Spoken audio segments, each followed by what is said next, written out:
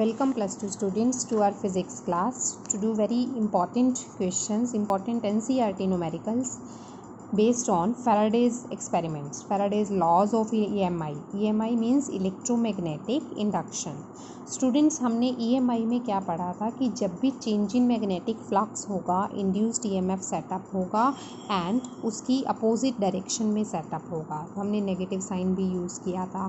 For n number of turns it will be multiplied by n also. These things we have discussed in Faraday law and Lenz ने कैसे modify किया, experiments को कैसे explain किया. These all things we have discussed. Next अब हम करने जा रहे हैं NCERT based questions. So first question is considering its experiment. जो फैराडे का एक्सपेरिमेंट था, what would you do to obtain a large deflection in the galvanometer. Faraday का जो सेकंड एक्सपेरिमेंट था, सेकंड एक्सपेरिमेंट क्या था स्टूडेंट्स, ये था कि एक कॉइल में करंट चलता जा रहा है and this coil, primary coil is move towards और away from this secondary coil, और गैल्वेनोमीटर में हमें डिफ्लेक्शन मिल जाता था. तो गैल्वेनोमीटर में लार्ज डिफ्लेक्शन कैसे, किस कंडीशन पे मिल सकता है. लार्ज डिफ्लेक्शन लाने के लिए हमें क्या चाहिए, इसमें करंट स्ट्रॉन्ग होना चाहिए. करंट स्ट्रॉन्ग लाने के लिए हमें क्या चाहिए, this current should be strong. This current strong के लिए बैटरी वैल्यू हम बढ़ा सकते हैं. There should be a strong battery, powerful battery should be applied for the large deflection in the galvanometer. Okay, next part क्या है, how would you demonstrate the presence of induced current in the absence of a galvanometer. अगर हमारे पास यहाँ पर किसी भी experiment के अंदर गैल्वेनोमीटर ना लगाएं, एब्सेंस ऑफ गैल्वेनोमीटर में हम इंड्यूस्ड इफेक्ट को कैसे डिटेक्ट करेंगे. For the detection of this induced effect हम गैल्वेनोमीटर के रिप्लेसमेंट में कोई स्मॉल LED लगा सकते हैं, power bulb, small power bulb लगा सकते हैं. When induced effect will be produced, then bulb will lighten up, and that when it will not be produced, bulb will be off, bulb will be switched off. Okay, और switch off कब होगा, when there will be no change in magnetic flux, means in primary effect should remain stationary. तो जब ये stationary है, there will be no change in magnetic flux, there will be no induced effect, that means bulb will remain switch off. Okay, तो ये effect हम यहाँ पर ऐसे रिप्लेस कर सकते हैं. Next, this question is over. Next question is a square loop of side this and resistance this is placed vertically in east west plane. कोई स्क्वायर लूप है, प्लेन एरिया है, एरिया वेक्टर, एरिया की direction हमें दे रखी है east west. So area vector की direction क्या हो जाएगी, perpendicular to this, means north south. A uniform magnetic field of this value is set up across the plane in northeast direction, north south direction. Suppose these are our directions, east west north south. north south में हमारा square loop पड़ा है और जो magnetic field की direction है that is northeast direction, means northeast direction means this direction. This is the direction of magnetic field and this is the direction of our area vector. Okay, now the magnetic field is decreased to 0 in this second at a steady rate. magnetic field का final value हमें दे रखा है 0 है. कितने time के बाद, हमें दे रखा है 0.70 सेकेंड्स के बाद at a steady rate. Determine the magnitude of induced EMF and current during this time interval. तो हमें induced EMF बताना है. We know that induced EMF is equal to d by dt of change in magnetic flux, of magnetic flux. So d by dt of flux को क्या लिख सकते हैं, B dot area vector, d by dt of BA cos theta of this. अब d by dt change in magnetic flux जो है वो हम थीटा की वैल्यू से निकालेंगे क्योंकि थीटा को चेंज किया है. अर्लियर जो थीटा था एरिया वेक्टर के साथ that was 45 degree. Finally it becomes 0. Finally flux जो है वो 0 बन गया. Field 0 means flux 0. तो इंड्यूस्ड EMF हमें पता है, induced EMF is equal to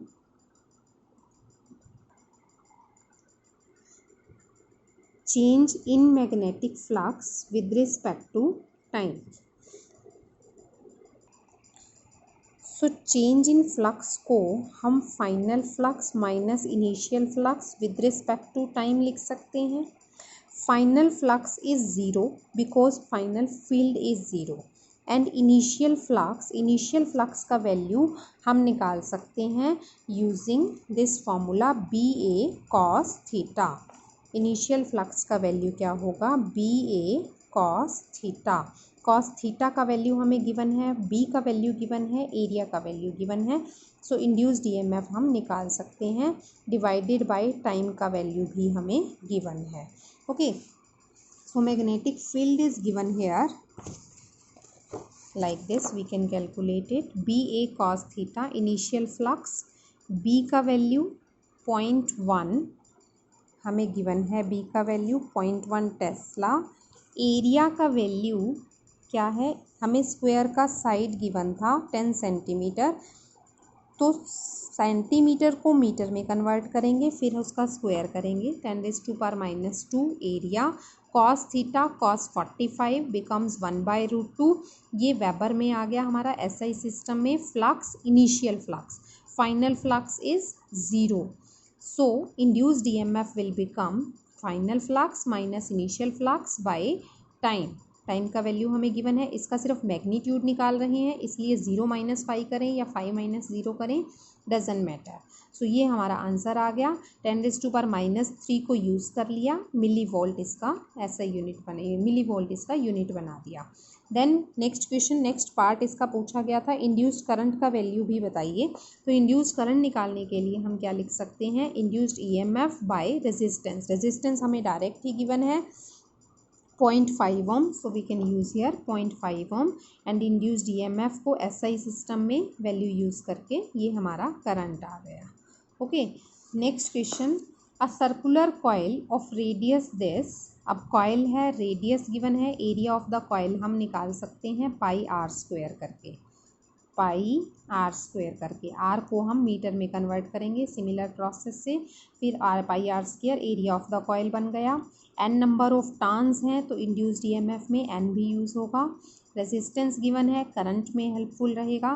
this is placed with its plane perpendicular to the horizontal component of earth's magnetic field. Means perpendicular to the magnetic field given है, तो उसका जो area vector होगा that will be parallel to that. Okay, तो flux जो होगा उस state में वो मैक्सिमम होगा. और फ्लक्स की वैल्यू पैरेलल के लिए एंगल 0 और फ्लक्स की वैल्यू बी ए कॉस 0 करके इनिशियल फ्लक्स का वैल्यू निकाल दिया. क्लियर, बी का वैल्यू हमें यहाँ पर गिवन है. This is the horizontal component of earth's magnetic field at that place. Clear. Next, the coil is rotated about its vertical diameter through 180 degree in this time. अब angle rotation 180 degree है in this much time, तो इस angle को use करके final flux निकालेंगे. B A cos 180 करके final flux निकल गया. अब φ2 - φ1 by this time is the induced EMF with n number of turns. ये हमारे पास इंड्यूस्ड ईएमएफ का वैल्यू आ गया. क्लियर. नेक्स्ट करंट बताना था, तो induced EMF divided by this resistance, this is the value of the induced current. Clear. So next question, figure shows planar loops of different shapes moving out of or into the region of magnetic field which is directed normal to the plane of the loop away from the reader. Determine the direction of induced current in each loop using Lange's law. सिर्फ induced currents की directions बतानी है. Such questions are very important according to CBSE exams. So understand it clearly. जैसे इस loop को हम inward लेकर जा रहे हैं, मैग्नेटिक फील्ड परपेंडिकुलर प्लेन वाला, ये क्रॉस मार्क से शो किया गया है. 3 अलग अलग शेप्स दे दिया. हम सपोज एक बार में एक क्वेश्चन को ही सॉल्व कर रहे हैं. This loop is moving inward of this magnetic field, तो इंड्यूस्ड करंट इसके अंदर डायरेक्शन बतानी है. इनवर्ड लेकर जा रहे हैं तो इंड्यूस्ड करंट होगा आउटवर्ड. आउटवर्ड यानी एंटी क्लॉकवाइज. हमने 2 लाइंस को ध्यान में रखना था जिस क्वेश्चन के लिए, इस तरह के क्वेश्चंस के लिए, outward, upward and anticlockwise are related to each other.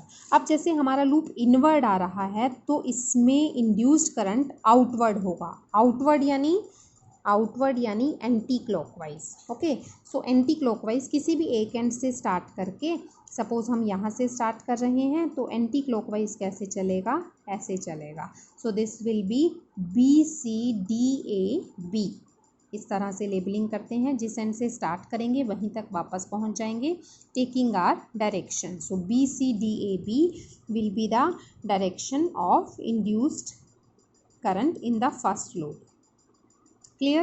Similarly, in the second case, this triangular loop is moving out of the magnetic field area. Outward लेकर जा रहे हैं तो induced current ऐसा होगा जो इसे inward लेकर आए। inward यानी clockwise, inward यानी clockwise, है ना। तो clockwise means suppose if we are starting from B, तो clockwise कैसे चलेगा, BACB. So it will be BACB like this. Clear? Similarly, third loop, if it is moving out of this magnetic field area, तो induced current का direction inward होगा। inward यानी clockwise, clockwise यानी अगर हम A से start करते हैं then it will be ABCDA. This is the direction of this third loop. Induced current in third direction, third loop. Clear? So like this we can solve such questions. These questions are very important according to CBSE exams. Similar question, a closed loop is held stationary in the magnetic field between the north and south poles of two permanent magnets held fixed. Two poles हैं, fixed रखे गए हैं, means magnetic field जो produce होगा वो fix है। Close loop को उसी पोल्स के बीच में स्टेशनरी रखा गया है, ना लूप को हिलाया, मीन्स ना फील्ड को हिलाया, ना ही लूप के अंदर उसका एरिया को चेंज किया। Can we hope to generate any current in the loop by using very strong magnets? Never. क्यों नहीं कर सकते? क्योंकि फील्ड स्ट्रॉन्ग होने से इंड्यूस्ड इफेक्ट नहीं जनरेट होता, हमारा इंड्यूस्ड करंट जनरेट होता है by the change in that magnetic field. So there is no kind of change, ना कुछ भी चेंज नहीं हो रहा है, so no current will be induced in this part. Okay, next question, a close loop moves normal to the constant electric field. Normally move कर रहा है, ओके। कांस्टेंट इलेक्ट्रिक फील्ड है between the plates of a large capacitor. कभी भी हमें electric field को जब जनरेट करना होता है हम टू प्लेट्स लेते हैं by keeping at a potential difference, इसे कैपेसिटर भी बोल देते हैं। लार्ज कैपेसिटर से इलेक्ट्रिक फील्ड को जनरेट किया। Is a current induced in the loop? नहीं, अब भी नहीं जनरेट होगा, क्योंकि करंट जनरेट होता है by change in magnetic field, not by the electric field. इस तरह से इलेक्ट्रिक फ्लक्स चेंज होगा, मैग्नेटिक फ्लक्स चेंज नहीं होगा। ओके, चाहे इसको when it is wholly placed inside the region of magnetic capacitor और when it is placed partially outside the plate of capacitor. So किसी भी केस में देखें तो इलेक्ट्रिक फ्लक्स चेंज हो रहा है, इलेक्ट्रिक फ्लक्स में चेंज से इलेक्ट्रिक करंट इंड्यूस नहीं हो सकता। Clear? There should be a change in magnetic field. अगर यहाँ मैग्नेटिक फील्ड होता then it is possible. Okay, next part, a rectangular loop and a circular loop are moving out of a uniform magnetic field like this. Rectangular loop and circular loop magnetic field area में रखे गए हैं and these are pulled out of this magnetic field with the uniform velocity v. अब uniform velocity से दोनों को बाहर लेकर जा रहे हैं, मीन्स दोनों का एरिया चेंज हो रहा है। एरिया चेंज हो रहा है तो चेंज इन फ्लक्स होगा, इंड्यूस्ड ईएमएफ भी सेटअप होगा, है ना। अब क्वेश्चन इसके अंदर ये पूछा गया है कि in which loop do you expect the induced EMF to be constant during the passage out of the field region. Induced EMF दोनों में होगा, this is the right answer, but induced EMF constant कब होगा? Induced EMF constant कब होगा? When D phi by D T will become constant, means when rate of change of this magnetic flux will be constant with respect to time. अब change in flux किस वजह से हो रहा है? Change in flux हो रहा है उसके एरिया की वजह से। एरिया जो है फील्ड के अंदर चेंज होगा, कम होगा जब हम इसे फील्ड के आउट पुल कर रहे हैं, है ना। तो कौन से केस में कांस्टेंट रहेगा? इन फर्स्ट केस। कैसे? जैसे स्टूडेंट्स हम रेक्टेंगुलर को बाहर निकालेंगे तो इसका इतना पार्ट बाहर गया, नेक्स्ट इतना गया, इतना गया, this is by a constant amount can be possible. But in case of circular loop इतना गया, देन इतना गया, इतना गया, तो ये एरिया कभी भी कांस्टेंट नहीं होगा। By pulling out with uniform velocity भी ये कांस्टेंट एरिया बाहर पुल नहीं कर सकते. Okay, so in this case EMF will not be constant. In first case EMF will be constant. Got it. Next question, predict the polarity of the capacitor in situation described by figure this. Two magnets are there. North pole को पास लेकर जा रहे हैं, south pole को पास लेकर जा रहे हैं. ए प्लेट, हमें कैपेसिटर प्लेट्स पर पोलैरिटी बतानी है. जब हम पोल्स को पास लेकर जाएंगे, ऑब्वियस है यहाँ पर भी कुछ पोल्स का डेवलपमेंट होगा. पोल्स डेवलप होंगे तो इंड्यूस्ड करंट सेटअप होगा. जो करंट सेटअप होगा उससे हम प्लेट्स का पोलैरिटी बताएंगे, that which plate is positive और विच प्लेट इज नेगेटिव. ओके, सो जब हम नॉर्थ पोल को पास लेकर जा रहे हैं तो यहाँ पर हमारा नॉर्थ पोल ही डेवलप होगा. जब नॉर्थ को पास लेकर गए तो ऐसा पोल डेवलप होगा जो इसे रिपेल करे. तो नॉर्थ को रिपेल कौन करेगा? नॉर्थ पोल ही रिपेल करेगा. Similarly when south pole is brought towards it, then here also south pole will be developed. अब करंट कैसे चलता है? करंट चलता है in the coil north to south, like this the current will move. Okay, अब north to south अगर current ऐसे चल रहा है, इस तरह से अगर हम करंट का फेज देखें तो टूवर्ड्स जिसके जा रहा है, अवे फ्रॉम द जा रहा है. अब अवे किससे जाता है? पॉजिटिव टू अवे, नेगेटिव के टूवर्ड्स. इस तरह से करंट जाता है. So taking this concept, A plate will become positive, B will become negative. So like this we can solve any kind of question based on Faraday law. Practice for such questions from your books. Okay, thank you.